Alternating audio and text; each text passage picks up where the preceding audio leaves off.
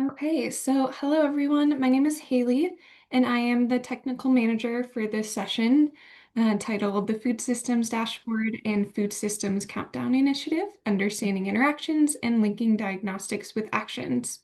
We have some amazing facilitators today who will introduce themselves in a second, but I wanted to thank you for taking part in ANH 2025, and we look forward to a robust and interactive session today. So thanks so much, and I'm gonna leave it for Christina and the team to take over. Hello, everyone, and welcome. My name is Christina Sokorenko. I'm from Cornell University, and I am so glad to be kicking off today's session with you.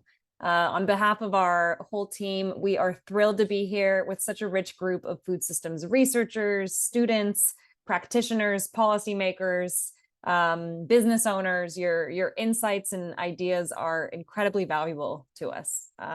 Both the Food Systems Dashboard and the Food Systems Countdown Initiative were created as public goods.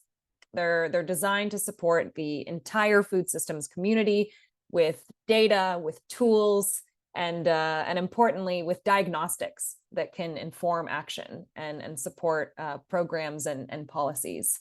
We're continuously improving these tools, so your feedback plays a very important role in that, and we're excited to also hear from you as part of this session. Over the next few hours, we're going to explore a couple things. We're going to show you what the dashboard is, tell you more about the countdown, what they are, why they exist. We'll show you how to navigate the dashboard's 300 plus indicators, how to understand their connections, how to map out their interactions, and analyze these indicators to better understand food systems complexity. Last but not least, we'll also show you how to apply these diagnostics to identify key areas for action. And we'll do this by looking at specific countries.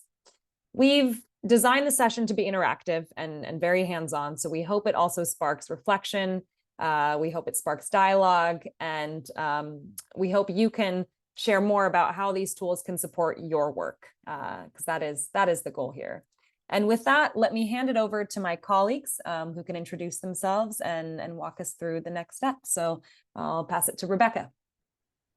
Hi, everyone. Thank you so much for joining us. My name is Rebecca McLaren. I am at the Global Alliance for Improved Nutrition, and I am one of the coordinators here on both the Food Systems Dashboard and Food Systems Countdown Initiative. So we are very excited for our Learning Lab, and thank you for joining us. And I'll pass it over to Alexa. Hello, everyone. Thank you again for being here. I'm Alexa Bellows. I'm a researcher at the University of Edinburgh, and I have been part of the Food Systems Dashboard team since I was in my PhD.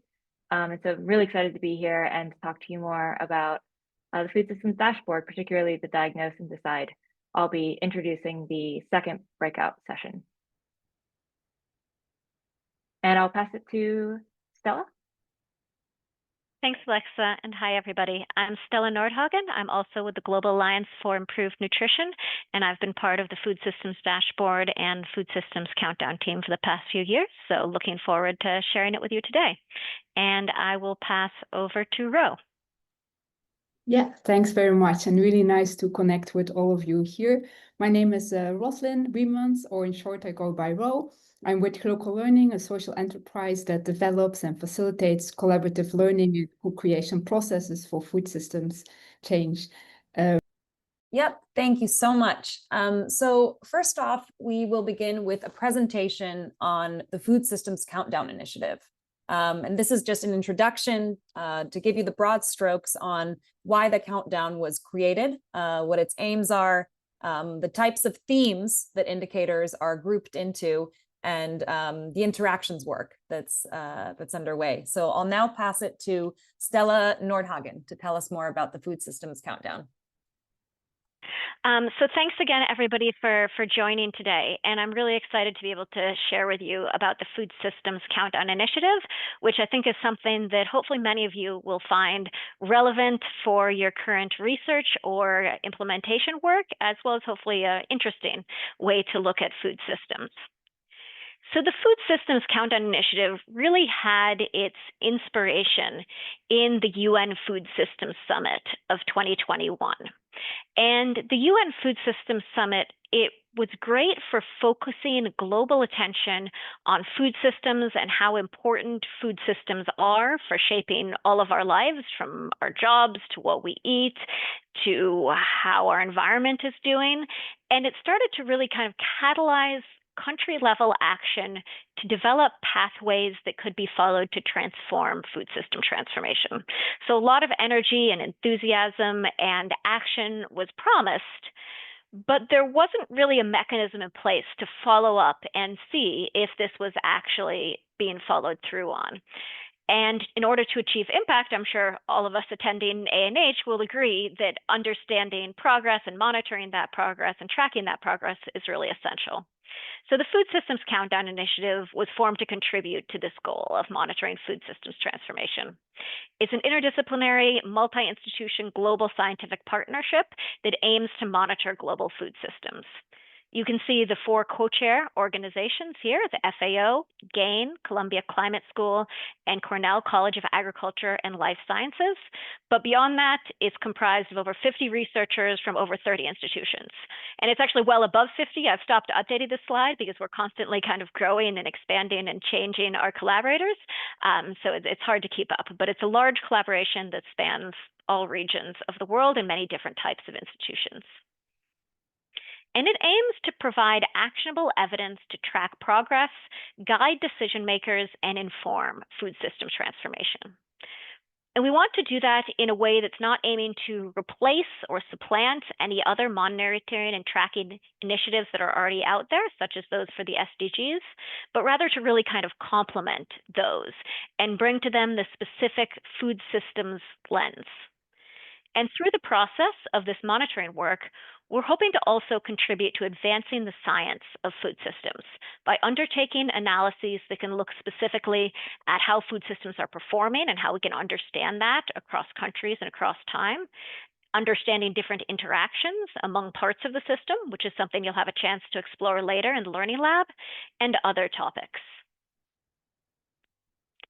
So the Food System Countdown Initiative, it's basically arranged around an indicator framework that is aiming to holistically reflect food systems and also to align closely to the work of the UN Food Systems Summit pathways, again, in order to set it up to enable monitoring of achievement along those pathways.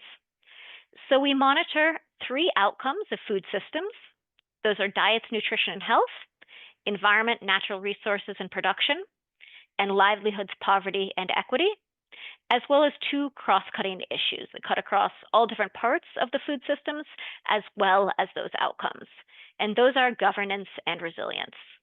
And you can see that within each of these domains, we're looking at kind of different sub-areas as well. So for example, within diets, nutrition, and health, we'll look at food environments, but also food security and diet quality. So that's our framework, which is very much lined up to the vision of a food system and the approach of the UNFSS. But how did we decide which indicators to actually monitor to be able to track food systems across that framework? We went through a transparent, inclusive, and rigorous process that extended over about, I think, 1.5 years in total. We started with a big list of indicators, almost 250 different potential candidate indicators we might consider for monitoring. We then screened that long list against criteria relating to feasibility, to coverage, and to clarity of definitions and transparency of methods. From that, we got down to a somewhat shorter list of 98 indicators, which we then passed through different rounds of stakeholder consultations, which included both experts and policy-related stakeholders in all major world regions. And we asked them to screen these indicators against a different set of criteria, looking at relevance, quality, interpretability, and usefulness. Again, trying to think specifically about using data to inform decisions, particularly decisions that policymakers might be making within the food system transformation context. As a result of that screening, we did add some indicators. So 12 indicators were added at the recommendation of stakeholders, but we also cut a lot of indicators from those 98. And as a result, we ended up with a list of 50 final indicators that we have been using ever since to track food systems transformation. You'll have much more time to look at these in detail later on in this session, but this just gives you a bit of an overview of some of the examples of indicators that we're monitoring. So in diets and nutrition health, we're looking at things like the percentage of the population who can't afford a healthy diet. In livelihoods, we're looking at things like the percentage of children who are engaged in child labor. Governance, we look at whether there are health-related food taxes or broader food environment-related policies. Environment, one of the things we look at is the health of fisheries. And regarding resilience, one of the things we look at is the conservation of genetic resources, including both plants and animals. So the Food Systems Countdown Initiative has been going for, I'd say, 4 years at this point, and we have a nice set of outputs that we have put out and made available to all of you to be able to use. We began with a baseline peer-reviewed paper that looked at kind of the status of all of these indicators and compared across regions and across countries. Last year, we put out a paper examining interactions as well as trends over time.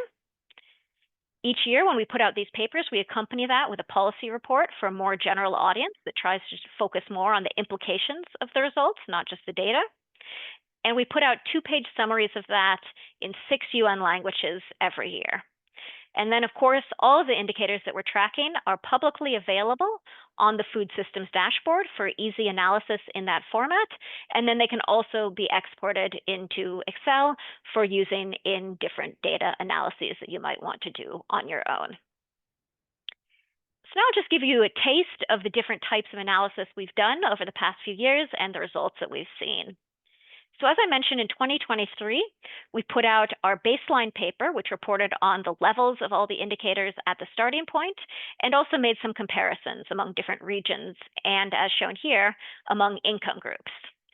And the graph that's shown here, you can look at it in more detail in the policy report later, but basically it's normalized all of the indicators so that the way they're shown on each line is that the values that are towards the left-hand side are less desirable, whether that means higher or lower, depends on the indicator, but basically the direction that we generally don't want to be. Whereas on the right-hand side, that's the more desirable direction, the direction in which we want to be. And each dot represents the normalized average for a set of countries across the income spectrum, with the darker colors being high-income countries and the lighter colors being low-income countries. And you can see some consistent trends that you might have generally expected here, but you'll also note some surprises. For example, it's not particularly surprising that access to safe water is higher in high-income countries and lower in low-income countries. But when you look at some of the indicators related to governance and environment, natural resources, and production, there isn't really a consistent pattern that you're seeing that is consistently favoring countries in one particular income group. And we saw similar diversity in trends when we look across different regions. So this highlights that every region, every income group has areas of strength and challenge areas within their food system, highlighting that there's a lot of opportunity for learning across different contexts when it comes to food system transformation. So that was one of the key results of our first year of analysis. In our second year of analysis, we looked at changes over time in the indicators. And what we found is that of the different indicators we could examine, there were 42 that had the data sufficient to do this analysis. About 20 of them had changed in a desirable direction globally. At the same time, about 7 had worsened, so gone in the opposite direction of what we would like. And you can see here just a couple example graphics that show the different ways in which different indicators are trending. In each of these graphics, that dotted black line is the global average trending across time, and the colored lines are the different regional averages for different regions of the world. For access to safe water, you can see that's an example of an indicator that's trending in the right direction, increasing, which we want it to do, and where we see that pattern occurring consistently across all regions of the world. The other indicator is the emissions intensity for beef, meaning the amount of carbon emissions that have to be emitted every time we produce a kilogram of beef. We want that to trend down. And we see that it's trending down slightly at the global level, but that there's a huge amount of variation across regions and over years with not very a clear, consistent time frame. So this time trends analysis provides a lot of insights into the ways food systems are changing and how they're not. Now, in our group work, which is coming up shortly, we're going to look a lot more into this question of interactions. But basically, in our previous analysis this past year, we were interested in understanding not just indicators on their own, but how one indicator might influence other indicators within the framework. So we did an expert elicitation to understand where different experts see connections between the indicators. The visualization here is showing the connections between indicators in the rows and indicators in the columns, with the darker colors indicating a more direct connection and the lighter colors indicating a connection, but one that flows through another indicator, so isn't direct. And by highlighting these types of connections among indicators, we can indicate key leverage points, so ones where they are affected by they affect many different indicators, and so shifting them could pay large dividends in terms of changing many different indicators besides the initial one that you shift. And these are areas that we can prioritize for improvement in order to see improvements across many parts of food systems with a single change on a given indicator. In contrast, we see indicators that are highly connected across across columns. So those where the column is all shaded a dark blue. And that means that they have many contributing factors.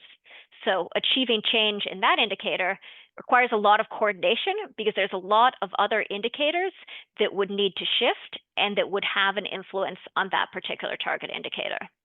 So it's a bit complicated, this indicators analysis, but it's really interesting and a great way to examine food systems and how they interact across different parts.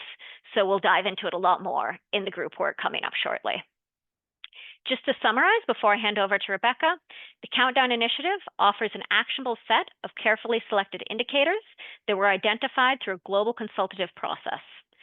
They can be used to help set global and regional priorities for food systems transformation, to monitor progress towards those goals across countries, to understand different priorities at the country level, as well as inform national level monitoring systems for food system transformation, and to understand interactions among indicators and among the different components of food systems that they relate to. Thanks very much, and back to you, Christina. Thanks, Stella. So now that we have a sense of what the countdown is, what it's tracking and why, we'll take a closer look at how those indicators are brought to life on the food systems dashboard. Rebecca will walk us through how to explore the full set of countdown indicators used to track food systems progress alongside over 250 other indicators available on the dashboard. And she'll also show us how to navigate between these layers of data, use the different visualization functionalities on the dashboard to uncover deeper systems insights. Together, these tools offer a complementary way to both monitor progress and dig into the underlying drivers shaping our food systems. And with that, I'll pass it to Rebecca. Great. Thank you so much, Christina. And hope everyone can see my slides all right. So as Christina mentioned, I'm going to be giving just some quick background on the food systems dashboard and looking at it in a bit of an overview, and then we'll have a chance to look more closely together in our breakout sessions. And hopefully you'll have a chance to explore it on your own as well.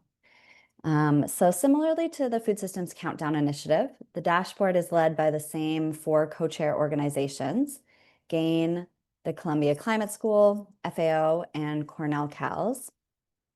And the dashboard was launched in 2020 with the ultimate goal of being able to provide users with everything they need to have a complete view of food systems. And the dashboard is organized around 3 pillars, the 3 Ds: describe, diagnose, and decide.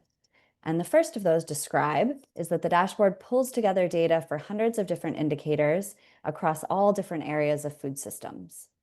The second D, diagnose, is food systems diagnostics that the dashboard offers. And we have these right now for 39 indicators that give a clear red, yellow, green traffic light system to be able to show successes and challenges in country food systems. And then the third, decide, is evidence-based actions and policies on the dashboard. We have 87 of these right now that are focused on diets, nutrition, and environment, and are meant to provide some starting points, options that users could consider for how to improve food systems and lead food systems transformation. So as I mentioned with that first D, describe, we have about 300 indicators on the dashboard, and these are coming from over 40 different sources. And they're organized along a food systems framework that has some similarities and some differences to the countdown framework. And you'll see here the framework we use. At the center of this arch, we have those core components of food systems, food supply chains, food environments, and individual factors. The outer arch is the drivers or factors outside of the system, but that push and pull all these other areas. And then all of these are impacting food security and diets and the ultimate outcomes of human nutrition and health, livelihoods, the environment, and equity. And then we also have the same cross-cutting issues as you see with the countdown domains of the countdown themes of governance and resilience. And you can see here for the number of different indicators we have in these different areas. And we're always adding new indicators and updating these. So these do change over time, but it's a sort of a current snapshot of where the data exists across this framework.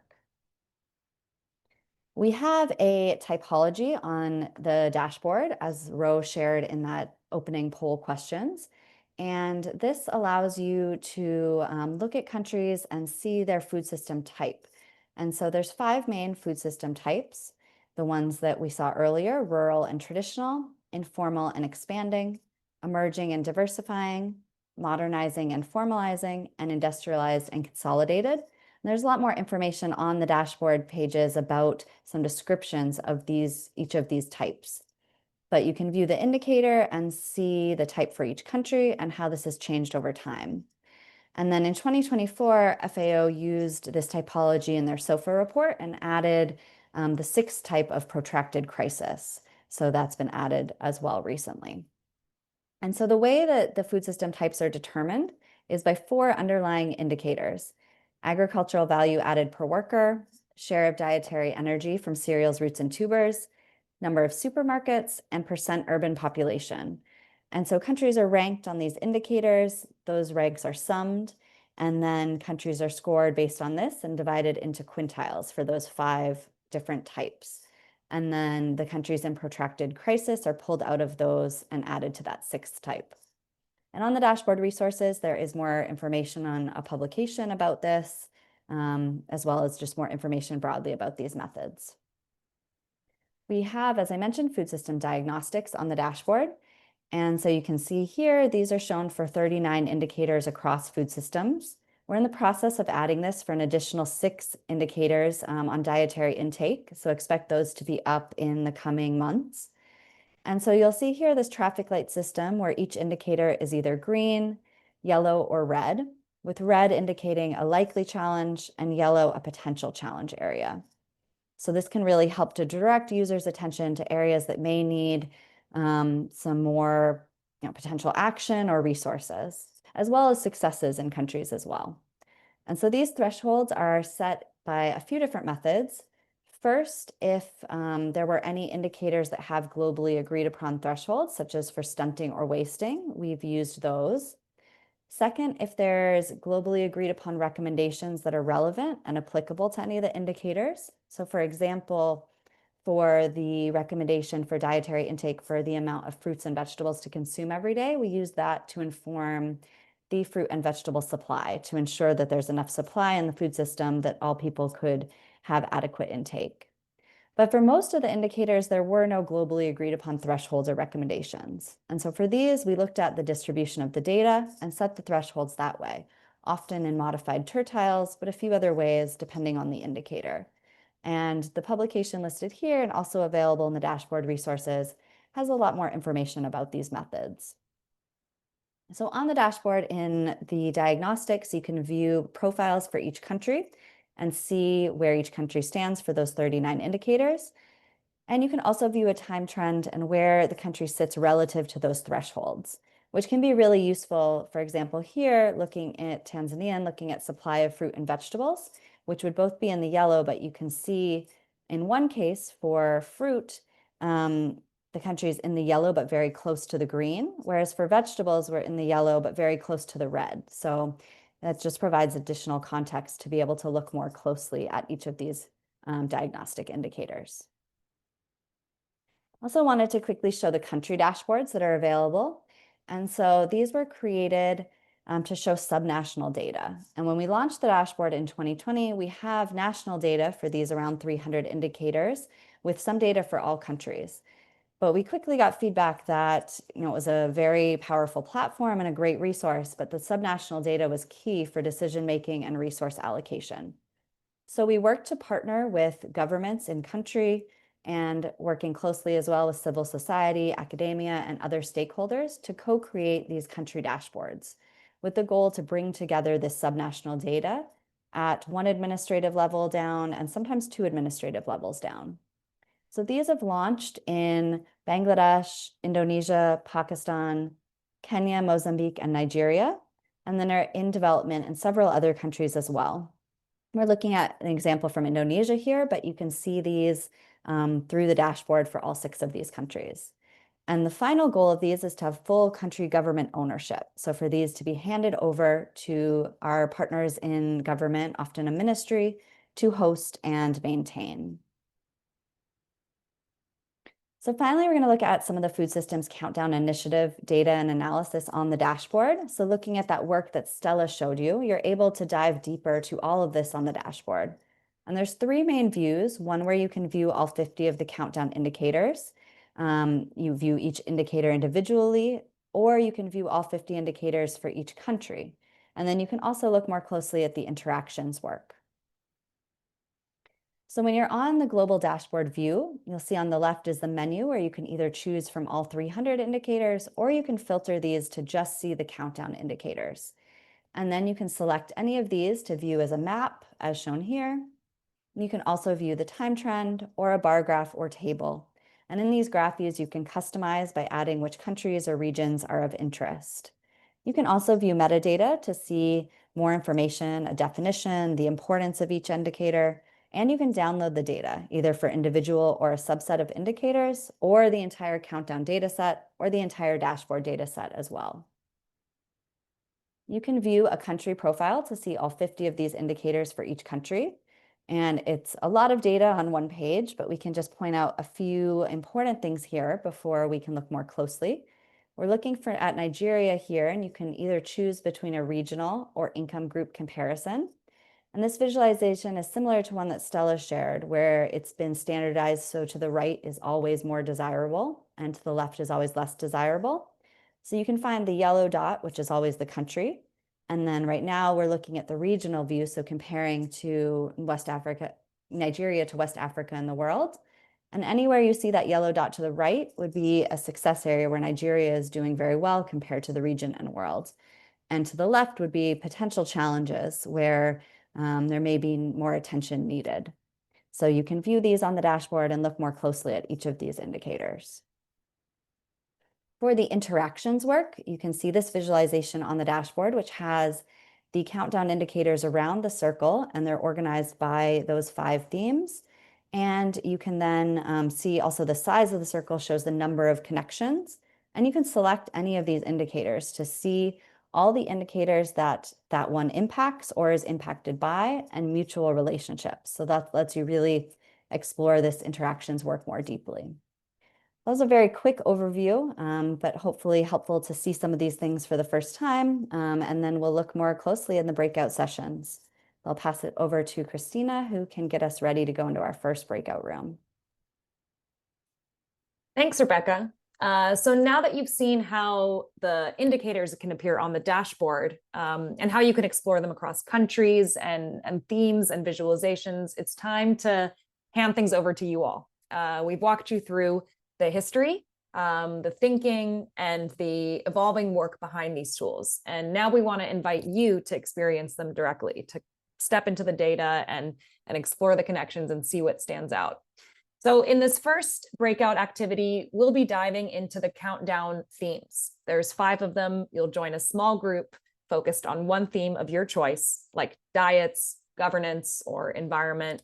And you'll use the dashboard to explore how many indicators are available within that theme, and also how those indicators connect and interact with others across the full ecosystem of metrics. So like I said, this first activity is really all about exploring how different indicators live in the dashboard and how they interact with others. To get started, choose the breakout room for the theme that you would like to explore. Diets, nutrition and health, environment, livelihoods, poverty and equity, governance, or resilience. And once you choose a theme, go ahead and join the breakout room for that theme. Once you're in the breakout room, take a few minutes as a group to just briefly introduce yourselves, and then go right ahead and start exploring the indicators for that theme. So here, as an example, I've chosen diets, nutrition, and health. Scan the indicators available. You can do this either through the countdown or the dashboard. We'll give you links for both, and get a feel for what's there. How many indicators? What kind of metrics are included? What are they measuring? How often has the data been collected? Don't worry about covering everything. This part is just about sparking ideas and not checking every box necessarily. Next, you can explore these indicators in detail by looking at the food systems dashboard maps, the graphs, the tables. There's many visualizations you can use to dive deep into each of the indicators that interests you. So choose a couple that stand out and just use the dashboard to go deeper. After you've had a chance to look at the indicators themselves, you can choose one or two and look at how they interact. And this is the interactions feature that Rebecca just walked you through. You'll start seeing some interesting relationships. Some might feel intuitive to you, some might even surprise you. And as you do this exercise, it's helpful to sort of reflect. Are any of these connections surprising? Do they mirror what you see in your own work? Are there fluctuations, transitions, changes in the past few years? You can use the time-lapse feature on the dashboard too, to try to understand change over time. And after you've had a chance to explore the dashboard, the interactions visualization, take a step back and just reflect as a group. Do these patterns align with what you see on the ground? Maybe they can shape your work or shift how programs and policies are structured. Maybe they raise questions, and good data always should. Yeah, fantastic. Welcome back, everyone. I hope you enjoyed the chance to explore the dashboard, as well as the countdown site a bit more hands-on, and hopefully you had fun clicking around and following your curiosity and seeing how these indicators connect. So each group was working on one of the 5 key countdown themes. So I think it would be useful to take a few minutes and share back. I know everyone had the chance to sort of explore, but hopefully also elect or nominate a representative in your team who's brave enough to share some of the insights with us. So we'd love to, we'd love to hear what stood out to you in your theme. We'd love to hear if there were any indicators that maybe caught you by surprise, any kind of interactions that you found with other indicators, and learnings that you want to pass on to the rest of the group. So I'll call on each theme group one by one, and if someone from your group can share maybe 1 to 2 quick takeaways, that would be great. No need for a full report, just some of the highlights. So I'll start with, let's start with theme number 1, diets, nutrition, and health. Who's up for sharing a few insights from your room, Alexa? I apologize, we didn't have time to nominate someone, but if anyone in my group wants to nominate themselves right now, please feel free to unmute yourself and share. We had a very good discussion. Dr. Doris Anemone from Bells University of Technology, a lecturer in nutritionist. So I was part of the group that worked on the diet, nutrition, and health as an indicator for system. Can you hear me, please? So we looked at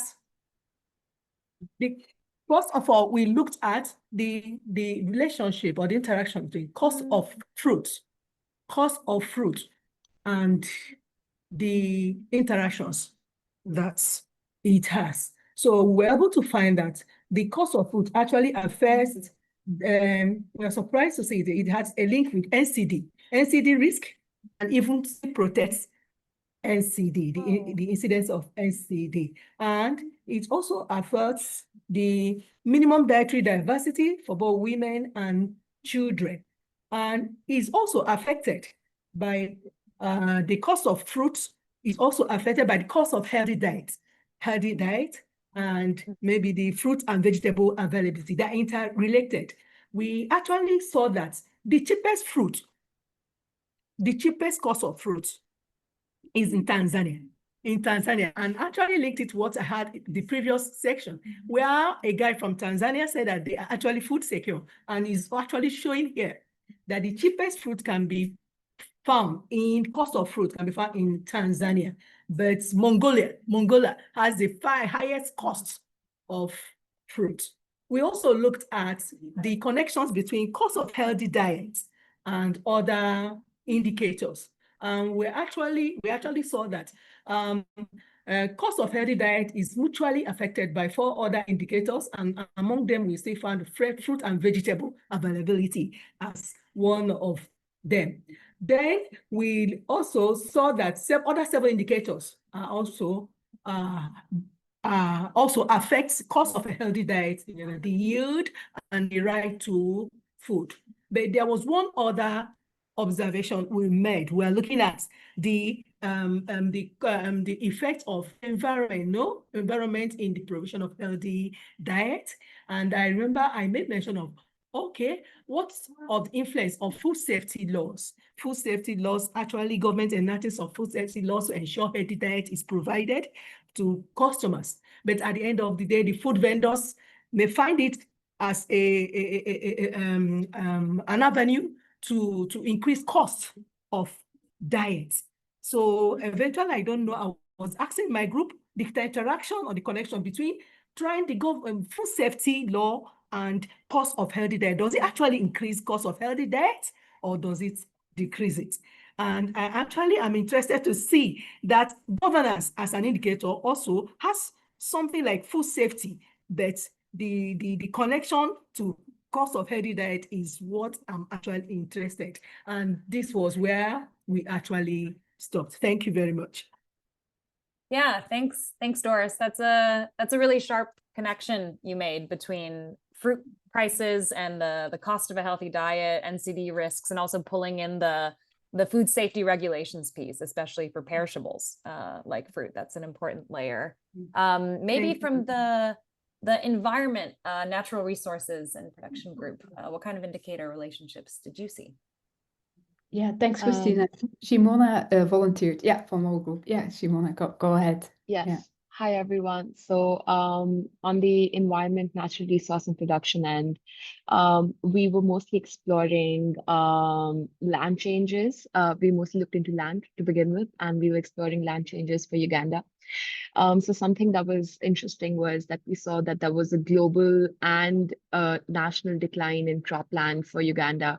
And we did have members in our group from the country. So there was a bit of a discussion there as to what potentially could have resulted in that decline. And then we also talked about the source of the data, which was that it was mostly from FAO Stat, and that a lot of it came from surveys. So we weren't really able to come to a conclusive discussion as to how that decline really occurred. But that was one interesting point. And then we also delved into some of the country diagnostics, and we looked at some subset criteria, the biodiversity impact of food consumption, and the water use linkages.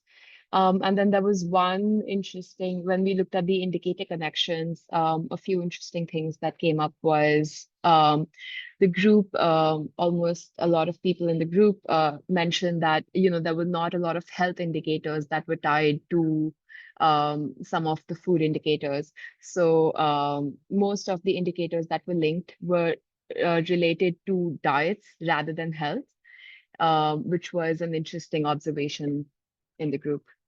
And that's pretty much where we ended.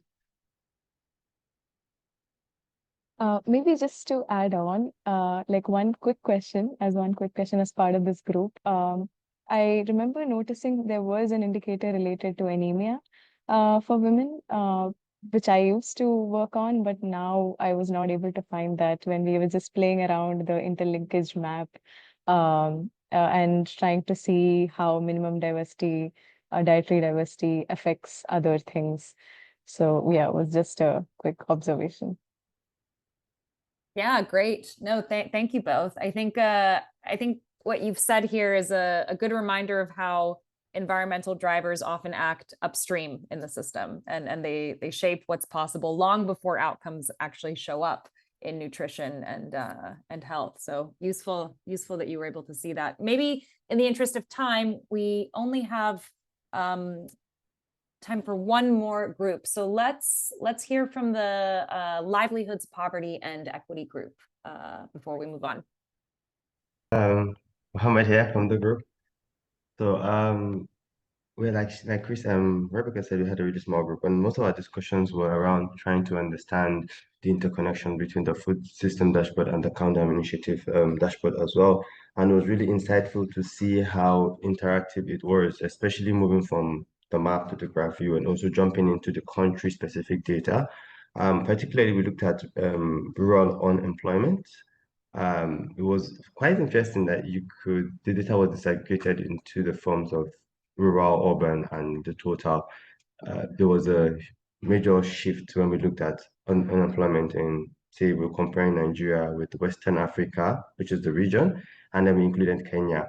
So we found Nigeria having the unemployment rate was higher when it was total, and then when it was rural, Nigeria had the lowest unemployment rate. So those shifts and being able to see it on one page was really interesting. And going down to the interactions as well, being able to see the different flow of interactions between indicators was also something that was really interesting and helpful to see. Thank you. Yeah, really thoughtful reflections from everyone. And your point about visualizing the flow of interactions and being able to see how one indicator touches so many others, I think it really captures the power of these tools. So yeah, thanks to everyone who shared, and to all of you for engaging in the breakout. I think these kinds of linkages are at the heart of what the countdown is trying to highlight, that food systems challenges are complex, but that's also where the opportunities lie. So now that we've explored interactions across the food system, we're going to zoom in on how to turn these insights into action. My colleagues Ty and Ro will now walk us through the dashboard's diagnostic indicators, and they'll tell you more about how they can be used to identify real-world priorities for the policies and programs that you all lead. So over to you, Ty and Ro. Thanks, Christina. Ro, I'm happy to get started, and you can jump in here if you'd like. So I'm going to share. Let me know if you can see these slides. We can see. Great. Okay, so we're really looking at, a little bit of diagnostics, in terms of how is my food system performing?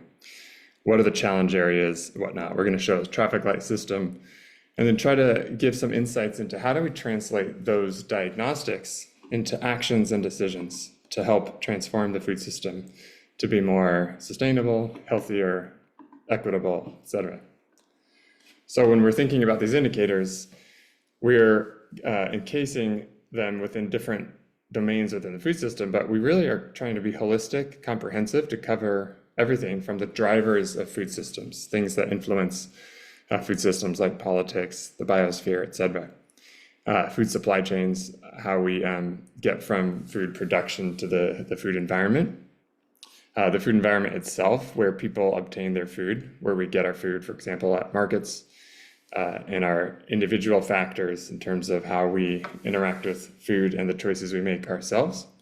And so all of this culminates into this outcome of food security and diets, which is sort of our primary interest here. But of course, many other areas, as we've been talking about, we care about in terms of the environment, social equity, and the economy. So we're showing here a few snippets from the country profile, which you can view on the dashboard currently if you'd like to. And in the breakout groups, we'll have a chance to look at that a little bit in more depth.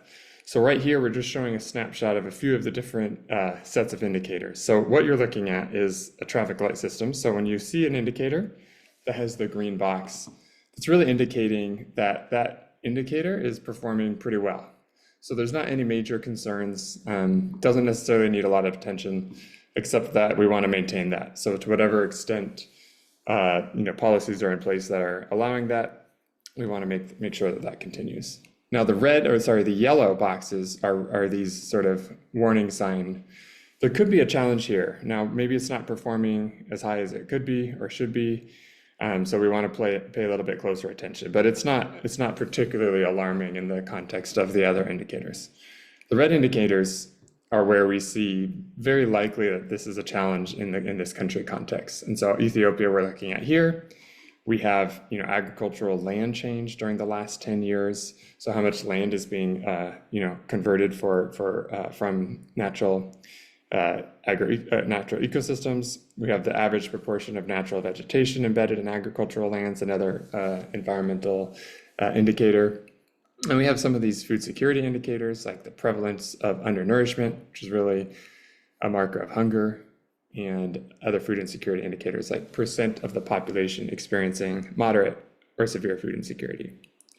So I'm not going to go through all of these in detail, but we can see that there are a lot of red indicators here in Ethiopia in different areas. And so what we'll do is we're going to zoom in and look a little bit closer at what do we do about these diagnostics? What do we do about these warning signs?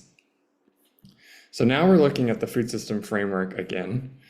And this is still in Ethiopia, but we're going to highlight where do these warning signs come from? Where do these challenge areas exist in the food system? And there are 39 of these indicators that we currently have on the dashboard. However, we will keep expanding this, so it's possible that we add more in the future. So within the food supply chain, we can see that there's an issue with pulse losses. And so that's an area needing attention. So interventions or actions that can address that, and we'll look at that in the preceding slides.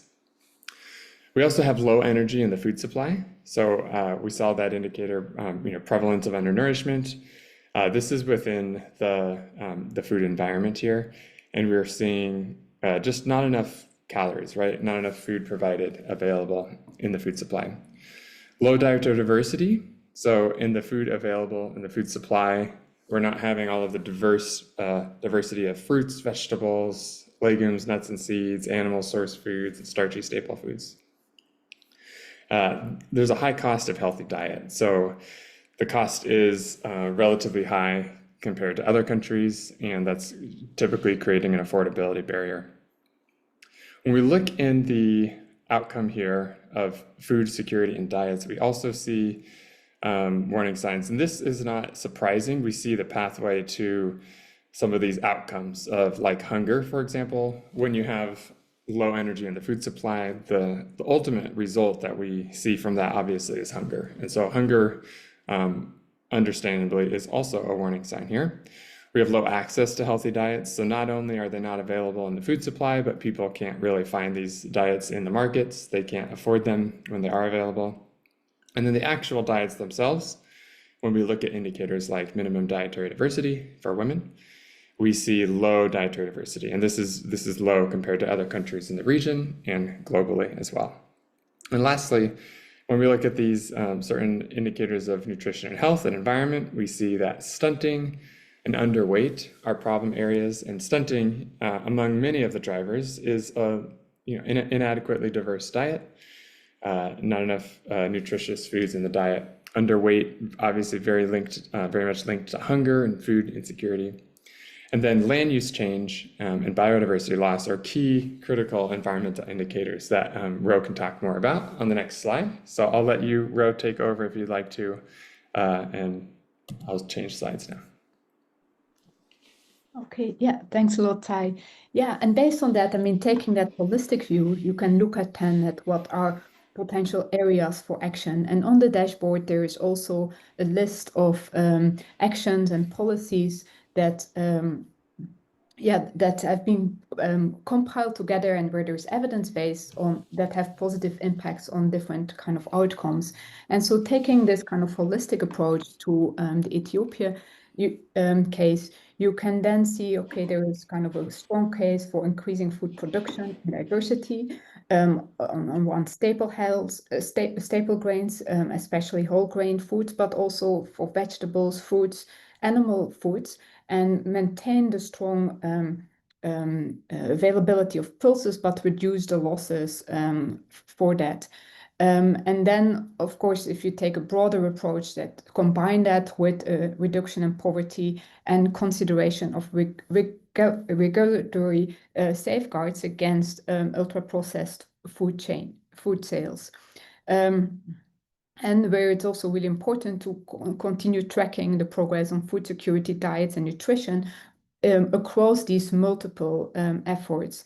And yeah, so this is kind of an example how by taking a more this holistic approach with putting the different data together across the food system, a kind of further package can be made here. But of course, this is then further tailored to what is already being done and how this kind of further adds to that. But this is then based on the data that is there. Yeah. And then you can further zoom into that in options to deliberately go on key areas on increased diverse food production. It triggers also further questions like what is limiting the production? Are there some agronomic issues, different varieties, market connectivity issues, and could public procurement help? So the importance is also this kind of questions that these data trigger, and that local knowledge and local data available can further help to support that.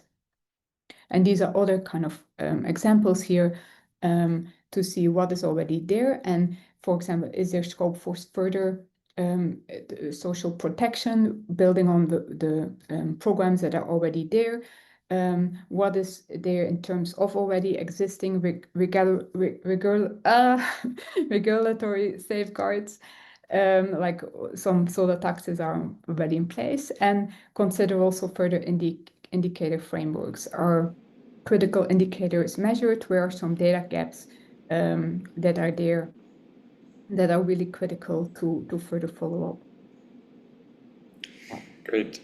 Yeah, and then I'll just close by saying that we're going to go into the breakout groups too to learn a bit more about this. But when you go on the country profiles, you can see kind of all of the different indicators, how they're performing, how they compare to your region, the globe, and then also at the end, there's a list of these compiled actions and policies that can help address some of the issues that we're seeing.